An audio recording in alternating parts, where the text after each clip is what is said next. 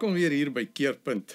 Wonderlik om so nuut by mekaar te kan wees op hierdie oomblikke met 'n verwagting. Want ons gebed van hierdie kant af is dat die Here jou sal ontmoet, dat jy net van sy teenwoordigheid bewus sal raak daar waar jy ook al is, en dat jy sal ervaar dat die Here jou liefhet en dat hy besig is om jou lewe te vorm. Ja, want ons wil nie geestelik stil staan nie. Ons wil geestelik groei. En dit beteken verandering. Dit beteken dat die Here nuwe dinge in ons lewe wil kom uitwys, kom verander en ons kom aanraak, sodat ons geestelik meer vrug sal dra. Ek wil die volgende aantal kere wil ek praat oor die 10 gebooie. Nou, verlede keer het ons saam gepraat net om te kyk, wat sê die Bybel in die Ou Testament, die 10 gebooie, die 10 wette van God, geld dit nog in die Nuwe Testament. En toe het ons gesien dat al hierdie 10 gebooie in die Ou Testament kom net so voor in die Nuwe Testament, word herhaal, word deur Jesus aangehaal. So, dis vir ons duidelik dat die 10 gebooie ook vir ons vandag nog geld. Daarom was daar ook versoeke gewees dat ons nou 'n slag moet gaan kyk, wat is hierdie 10 gebooie? En ek wil vir die volgende aantal kere wil ek bietjie praat oor elkeen van hierdie gebooie, wat beteken dit, wat was God se hart en sy bedoeling daarmee, sodat ons dit beter kan verstaan. Want as dit die riglyn vir ons lewe is, dan moet ons verstaan, wat bedoel God met elkeen van hierdie 10 gebooie? Nou, voor ek daarby kom, dat ons by hierdie geleentheid miskien net so na die eerste 2, 3 kyk, want hulle almal gaan oor een basiese tema, en dit is, God is eerste, hy is die belangrikste, ons mag hom nie enigstens afbreek of neerhalend enig iets aan hom doen deur 'n beeld van hom te maak nie, en ons mag nie sy naam uitelik gebruik nie. So ek gaan oor die 3 eerstens praat, dan kyk ons wat sê die Bybel daaroor. Maar ek wil vir jou hartlik uitnooi om ons te kontak hierso by Keerpunt, ons span mense wat bid en wat help, is almal hierso by 079-195-1586. So stuur vir ons jou getuienis, jou boodskap, jou gebedsversoek. En dankie vir elkeen wat getrou vir ons bid en wat ook vir ander vertel van hierdie boodskappe en ook vir hulle wat nie kan direk inskakel, vir hulle bewus maak van YouTube. Ons dank die Here vir 'n groot skare ouens wat ook inskakel op YouTube oor die hele wêreld. En soms meer as 500 mense wat na 'n program kyk. So ons is baie opgewonde hieroor dat julle vir mense die skakel stuur en vir hulle vertel en bewus maak van elke boodskap. Ook van hierdie reeks wat miskien nou gaan kom. Verlede keer en dan die aantal kere vorentoe oor die 10 gebooie. Jy kan ons gerus ook volg op sosiale media, op X. Elke dag is daar 'n boodskap ook op Facebook en ook op Instagram, wat aansluit by die Sondagse tema, as ons weer met 'n nuwe tema begin vir die volgende week, wat synkroniseer met die uitsending op die verskillende platforms waar hierdie boodskappe uitgesaai word. Ja, gaan kyk ook, Kruiskyk en Afriforum TV, en ook by Yetu, Afrika, dat dit saam met hierdie TBN boodskappe uitgesaai word, waar jy kan inskakel en verander van bewus maak. Ons wil net graag hê dat die Here se stem moet weer klink, en hulle moet hom hoor, en hulle moet hom ontmoet. En dis waarvoor ons bid, dat jy ook by hierdie geleentheid 'n ontmoeting met die Here sal hê. Nou, as 'n mens gaan kyk na die 10 gebooie, en ons begin met die eerste ene, dan wil ek sê, wat God gesê het oor hierdie gebooie, is dat dit is nie tydelik nie. Dit is nie net vir 'n gedeelte, toe die volk in die woestyn was, en hy hulle uit Egipte uitgered het nie. Nee, hierdie boodskappe van elkeen van hierdie 10 gebooie is vir altyd. Dit is vir elkeen van ons, vir elke dag. Nou, dit staan in klip geskrywe, met die vinger van God staan daar. Dis hoe hierdie gebooie gegee is. Met ander woorde, ons sê baie keer, ag wat, it isn't cast in stone, but this is cast in stone. Hierdie wette is met God se vinger op klip gegraveer, en dit beteken, dit staan vas. As God in die Ou Testament of op 'n stadium gesê het, dis sy hart is, jy moet net een God hê, jy mag nie steel en jy mag nie lieg nie en jy mag nie egbreek pleeg nie, dan bly dit dieselfde vir altyd. Tot sy wederkoms geld elkeen van hierdie gebooie, wat vir ons God se hart wil wys, wat vir ons die pad wil aandui hoe ons moet lewe, wat vir ons wil wys waarheen ons moet gaan, wat ons moet doen en wat ons nie moet doen nie. So, sonde bly sonde vir altyd. As God sê is verkeerd, dan was dit daardie tyd verkeerd en is dit ook vandag verkeerd. So, wat het hulle met hierdie kliptafels, hierdie 2 tafels, klipplate gemaak, waarop God sy 10 gebooie geskryf het? Dis in die ark gebêre. Nou, die ark was 'n goue kus met 2 gerubs in goud, wie se groot vlerke oor hierdie kus gespan het. En dit was 'n simbool van God se teenwoordigheid. Hierdie kus is gebêre in die allerheiligste van die tabernakel en later van die geboude tempel. Die allerheiligste was die plek waar niemand kom nie, want dis God se teenwoordige troonssetel. En daarom eenmal 'n jaar het die hoofpriester wel daarin gegaan. Maar kan jy die simboliek verstaan as daar staan, in hierdie ark van God, hierdie verbondsark van God, is die tafels van sy 10 gebooie gebêre. Dit beteken, dit is as het ware God se konstitusie vir sy koninkryk se regering. Dis hoe God hierdie koninkryk van hom wil regeer. Dis wat hier mag gebeur en dis wat hier nie mag gebeur nie.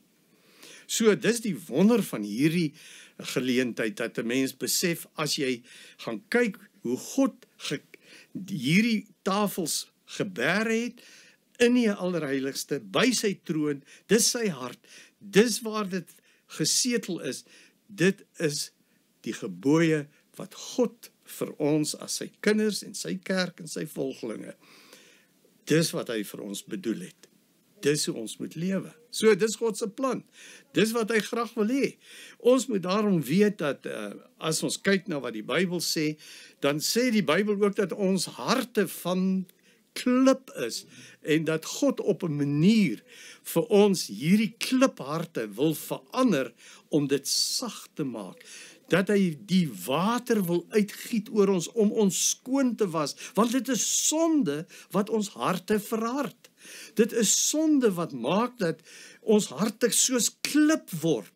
Dit is hierdie verkeerde oortredinge van God se gebooie, wat maak dat ons harte van klip word. So, God wil ook vir ons kom reinig. Van die begin af was dit sy boodskap, sy profetiese woord, wat hy aan Esegiel gesê het, dat dit is my plan, dat ek wil julle harte, wat kliphard geword het, kom sag maak, kom skoon maak, kom nuut maak. Luister 'n bietjie wat staan daar in Esegiel 36 vanaf vers 25. Ek sal reinigingswater oor julle uitgooi, sodat julle rein kan word. Ek sal julle reinig van al julle onreinheid en van al julle afgoderry. Ek sal julle 'n nuwe hart en 'n nuwe gees gee. Ek sal die kliphart uit julle liggaam uithaal en julle 'n hart van vleis gee. Ek sal my gees in julle gee. En ek sal maak dat julle volgens my voorskrifte leef en my bepalings gehoorsaam en nakom. Dis reeds in die Ou Testament, wat die profeet Esegiel vir ons bring. Dit is wat God se bedoeling steeds is met die gebooie. Ons moet weet dat ons oortree sy gebooie. Daar's niemand van ons wat sedert die sondeval nie oortree nie. Nie sonde doen nie. Maar nou kom die boodskap, hierdie harte wat deur die sonde kliphard geword het. God wil op 'n nuwe manier sy gebooie kom skrywe op hierdie klipharte deur sy Gees. Hy wil deur die Heilige Gees nou hierdie gebooie in ons harte indra, dat ek 'n nuwe hart het, wat nie meer wil vloek en wil skel en wil moor en wil verkrag en wil lieg nie. Ek het 'n nuwe hart. My hart is skoon gewas van die verlede. Dis waarom die kruis uiteindelik gekom het, waarom Jesus aan die kruis vir ons gesterf het, want dit is waar die reiniging vir ons bewerk is, dat die Seun van God in ons sonde, vir ons sonde in ons plek gesterf het, sodat ons nuwe lewe kan kry, sodat ons 'n nuwe hart kan kry, 'n sagte hart, 'n hart van vlees, sê Esegiel, en dat hy dan vir ons nie net wil reinig nie, maar deur sy Gees wil hy vir ons help om hierdie gebooie na te kom. Ek en jy kan nie uit onsself ophou verkeerde goed doen nie, maar die Gees van God wil nou hierdie gebooie in ons hart skryf en hy wil vir ons kom help om hierdie gebooie na te kom. As jy nou mooi gaan kyk, dit is baie interessant as mens sien, presies 50 dae na die volk uit slawerny, uit Egipte land weggelei is hulle by die berg Sinai. En op daai moment, 50 dae, na hulle verlossing uit Egipte se slawerny onder die bose Farao, kom God op die berg Sinai en hy gee vir hulle hierdie 10 gebooie. Op klip, sy hart, sy wil, sy wens, sy begeerte, sy riglyne, wat ons nou as sy volgelinge en as volk van God, gaan dit ons moet kenmerk. Dis hoe die wêreld gaan weet, dat ons God se kinders is, want ons leef volgens sy voorskrifte. Sy reëls is vir ons die belangrikste. En daarom het God vir hulle as 'n volk nou by Sinai ontmoet en vir hulle die wette op klip gegee. En nou is hier die profetiese woord wat sê dat hy gaan dit deur sy Gees nou in ons harte skrywe. Presies 50 dae na Jesus se opstanding is die Heilige Gees uitgestort. Het die kerk van die Here Jesus van die Nuwe Testament ontstaan, begin. Deur die werking van die Heilige Gees het sy volgelinge nou in 'n gemeente, in 'n kerk begin ontplof wat oor die hele wêreld uitgekring het na Judea, Samaria en die uiteindes van die aarde. Oral sal hierdie volk geken word, sal Christene uitgeken word, want hulle leef volgens die wette van God, wat nou deur die Gees in hulle harte geskrywe is. Nou is dit die Heilige Gees wat ons help om in liefde, getrou aan God te bly, om nie vir sonde plek te gee nie, oorwinning te kry oor sonde, te verander en heilig te word, soos wat God wil hê ons heilig moet wees. Dit is waar die wet vandaan kom. En dan kom God om te sê, nou, wat is dit wat ek van jou vra? Die eerste en die belangrikste is, jy mag net een God hê. Jy moet net die Here, jou God, alleen lief hê en dien. Jy moet nie 'n ander God hê nie. En nou moet jy dit verstaan, hulle is uit Egipte verlos, uit Egipte waar daar 'n veelgodendom was. Daar was 29 hoofgode gewees. En dan was daar oor die 2000 ondergode gewees. Nou kom God en hy sê, julle gaan my volg, en daar gaan nie 'n ander God bo my wees, of 'n ander God behalwe ek nie.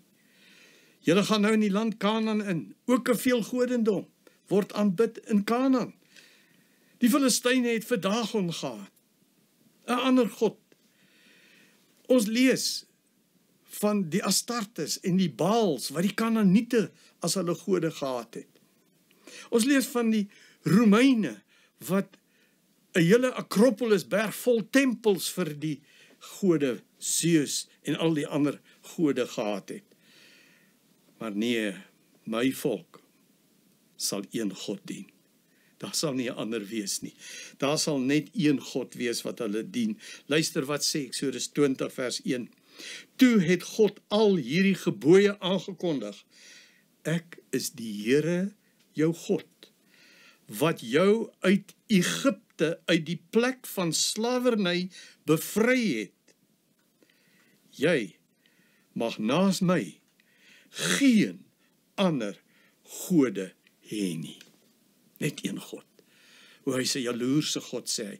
Nie jaloesie omdat hy niemand iets gun nie, maar jaloers in die sin dat ek wil jou volkome net vir my hê. God wil jou nie deel met ander gode nie. God sê hy is die enigste in jou lewe. Daar's niemand anderste.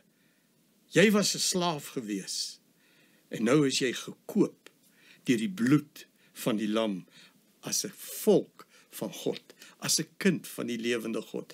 En nou behoort jy net aan hom. Ja, in Egipte het hulle geweet, hulle behoort aan Farao. En hulle kan nie maak wat hulle wil nie. Hier swepe wat rondom hulle klap en hier is streng oppassers en wette en hulle lewe is absoluut beheers deur hierdie bose Farao. Nou, sê hy, julle is nie meer slawe nie. Julle is nou kinders. Nou gaan ons in liefde lewe. En ek gaan vir jou wys hoe lief ek jou het, en jy gaan vir my wys hoe lief jy my het, sê die Here. Jy gaan nie 'n ander God meer hê nie. Jy gaan nie meer plek vir enige ander God gee nie. Jy gaan net vir my alleen dien, en ek gaan die enigste God in jou lewe wees, en jy gaan met my in 'n verhouding leef. Ek wil hê jy moet naby my wees. Jy's nie meer 'n slaaf nie, jy's nou 'n kind. En ek is jou Vader, en ek sorg vir jou. En ek wil hê jy moet net vir my lief hê. Daar moenie ander gode wees nie. God moet eerste en bo alles wees. Het jy die Here lief alleen, net vir hom, met jou hele hart, jou hele siel, jou hele verstand en al jou krag. Dis die God wat ons aanbid. Dis die eerste en die groot gebod, dat ek en jy moet weet, ons moet die Here bo alles lief hê. Hy is ons prioriteit. Daarom sê Matteus 6 vers 33 ook, soek eers die koningskap van Jesus, soek die koninkryk van God, en dan sal hy al die ander dinge vir jou byvoeg. Jy hoef nie allerhande gode te raadpleeg vir allerhande verskillende behoeftes nie. Jy kan maar net vir God dien. Jy kan vir God lief hê, en jy kan hom eer, en hy sal vir jou sorg. Hy is die enigste ware God, die skepper van hemel en aarde. Hy is die enigste ware God, wat vir jou geroep het uit die slawerny van Egipte, en jou nou sy volk en sy kinders gemaak het. Wat 'n wonderlike vrede kan ek en jy hê, dat ons weet, daar's geen ander God nie. En daarom het ons niks anders om aan die wêreld te verkondig, as om te sê, daar's geen ander naam onder die hemel gegee, waardeur jy gered kan word, as deur Jesus Christus nie. Die Seun van God. God drie enig is die enigste ware God. As jy vir iemand wil verduidelik hoe om in die hemel te kom, dan sit hier die waarheid van Handelinge 4 vers 12. Daar's nie 'n ander naam nie, daar's nie 'n ander manier nie. Jesus het voor hy hemel toe gegaan en gesê, Johannes 14 vers 6, ek is die weg, die waarheid en die lewe. Niemand kom na die Vader, behalwe deur my nie. Daar's net een God. Jy moet hom alleen dien, eer, respekteer, gehoorsaam, vir hom leef, aanbid en dien. Daar's nie 'n ander God nie. Dis die enigste God wat jou in die hemel kan bring. En nou, dan verstaan jy die volgende ene wat hierby aanpas, is dat die tweede gebod sê, jy mag nie 'n beeld maak van hom nie. Jy mag geen afbeelding maak nie. Luister, net 'n bietjie wat sê Eksodus 20 hierso. Vers 4. Jy mag nie vir jou 'n beeld of enige afbeelding maak van wat in die hemel daarbo, of op die aarde hieronder, of in die water onder die aarde is nie. Jy mag hulle nie vereer of dien nie. Want ek, die Here, jou God, eis onverdeelde trou aan my. Ek reken die kinders, die sondes van hulle vaders toe, selfs tot in die 3de en die 4de geslag van die wat my haat. Maar ek betoon my liefde tot aan die 1000ste geslag van die wat my liefhet en my gebooie gehoorsaam. Dis die kenmerk van God se kinders. Hulle het hom lief. Hulle gehoorsaam sy gebooie. Hulle doen wat hy sê. Hulle betoon hulle liefde in die manier hoe hulle lewe met hom. En daarom, die Bybel sê, jy kan nie 'n afbeelding maak nie. Wil jy nou vir God so aftrek? Jy moet hom eer, jy moet hom oplig en verhoog. Nou, trek jy hom af in hierdie aardse bedeling met 'n beeld en 'n stuk hout of 'n stuk goud of wat ook al. Goue kalf van hout oorgetrek met goud. Dis 'n afgod. Dit trek vir God af na hierdie aarde. Jy mag nie vir God op hierdie manier beledig en hom minimaliseer nie. Nee, God is groot. Hy is groot bo alles. Jy kan nie jou indink wie hy is nie. En as jy hom aanbid, aanbid jy vir God, onthou, met gees en in waarheid. Jy kan nie God se koninklikheid, sy heerlikheid, sy ander dimensie waarin hy leef. Jy kan nie dit wil aftrek na 'n aardse vlak en 'n afbeelding van hom maak nie. Nee. Jesus sê vir daai vrou by die put in Samaria, Johannes 4, vrou, verstaan jy nie, het gaan nie oor of ons op die berg Gerizim of op Sion moet aanbid nie. God is gees, en daarom as jy hom wil aanbid, moet jy hom in gees en in waarheid, opregtheid aanbid. Dis hoe ons God moet aanbid. Hy's gees. Moenie hom nou materie maak nie.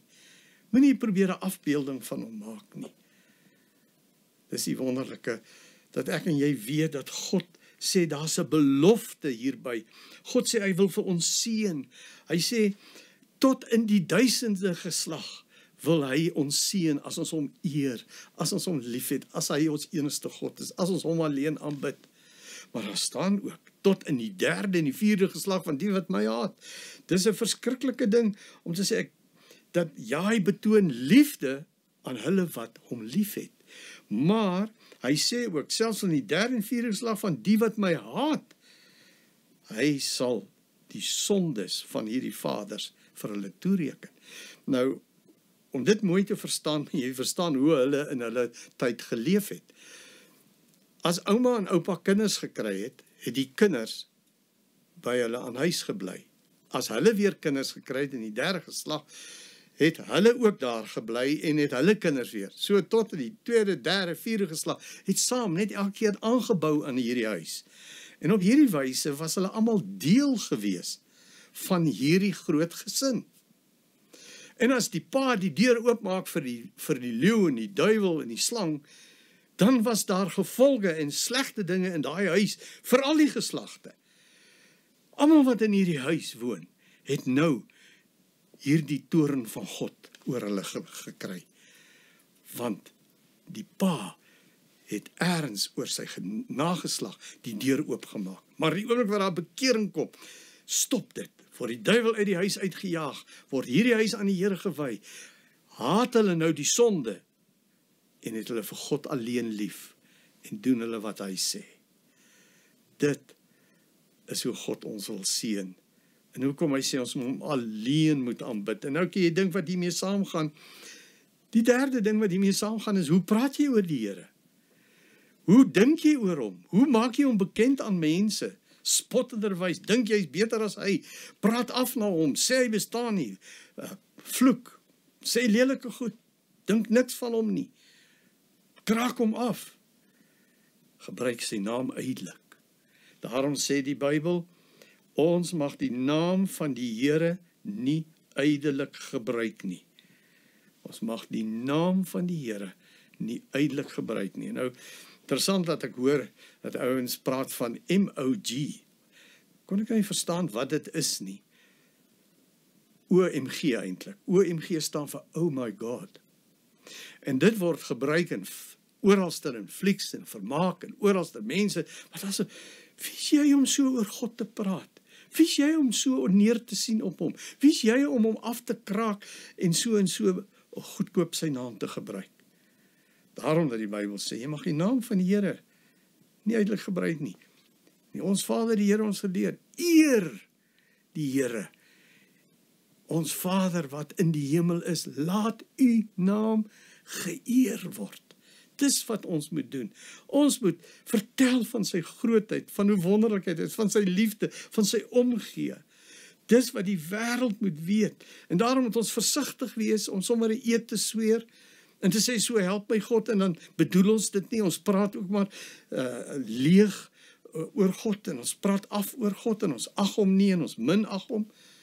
Ek en jy moet weet, God sê, my wette is 'n spieël. Ek wil hê jy moet daarin spieël, en jy moet sien of daar sonde is. As daar vuilmerke op jou gesig is, kom na die kruis, dat hy jou skoon kan maak, vir jou skoon kleed kan gee, dat hy jou kan reinig en vergewe van alle sonde.